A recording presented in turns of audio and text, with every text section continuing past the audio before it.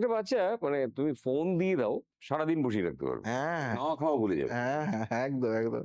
আবার তুমি বই পড়তে দাও, ৫ মিনিটে সে ক্লান্ত হয়ে পড়বে। হ্যাঁ, হ্যাঁ, হ্যাঁ, হ্যাঁ, এটা এটা খুব কি অলসতা? না অন্য কিছু। রোগ। এটা দারুণ কথা বলছে। এটা মানে অলসতা না রোগ। সত্যি তো দাদা ফোন দিলে সে ঘন্টার পর ঘন্টা কাটিয়ে দিচ্ছে। কিন্তু বই পড়তে বসলে সে নানান সমস্যা। ৫ মিনিট বই পড়তে পারছে না। দাদা এটা অলসতা নয়, এটা মানসিক ক্লান্তি। মেন্টাল, মেন্টালের দিক থেকে। তো ফোন চোখ দিয়ে মস্তিষ্ককে অতিরিক্ত তথ্য দেয়। হুম?